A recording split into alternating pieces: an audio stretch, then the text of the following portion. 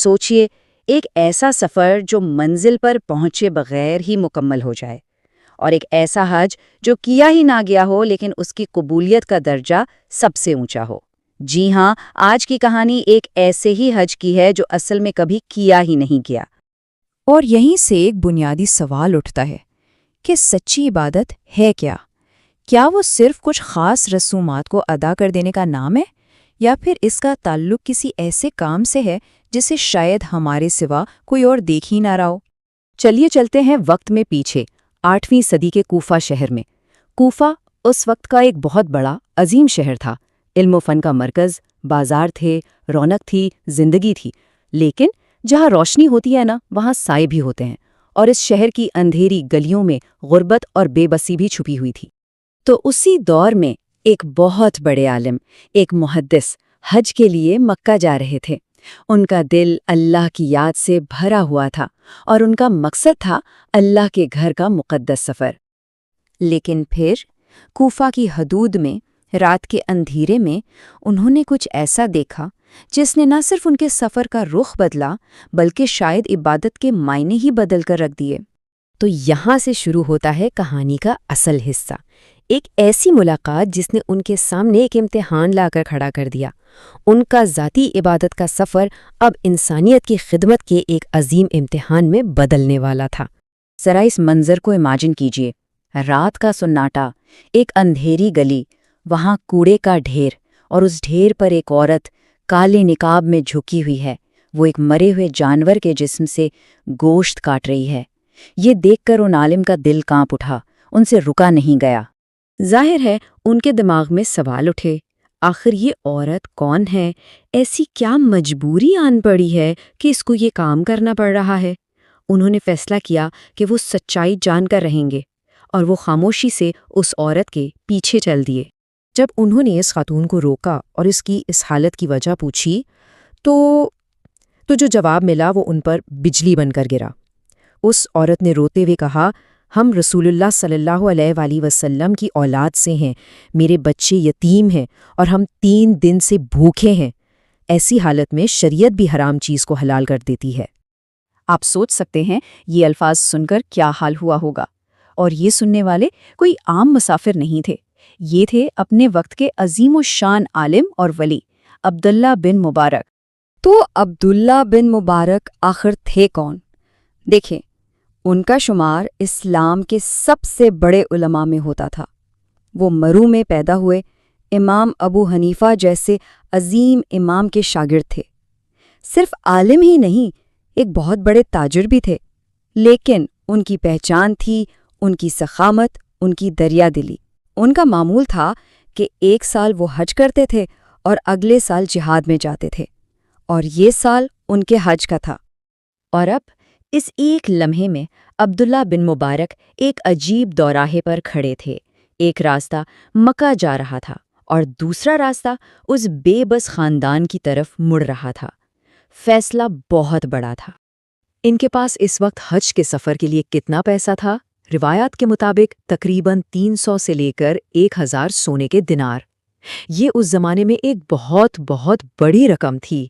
ان کے پورے سفر کا خرچہ۔ تو اب ان کے سامنے 2 راستے بالکل صاف تھے۔ ایک طرف تھا ان کا ذاتی حج، کعبہ کا طواف، منا اور عرفات کے میدان، ان کے اپنے روحانی سفر کی تکمیل، اور دوسری طرف کوفے کی اس اندھیری گلی میں بھوک سے بلکتے یتیم بچے، یعنی خدا کے بندوں کی خدمت۔ یہ فیصلہ گناہ اور ثواب کے بیچ نہیں تھا، یہ 2 عظیم نیکیوں کے بیچ تھا۔ اور عبداللہ بن مبارک نے ایک لمحہ بھی نہیں سوچا۔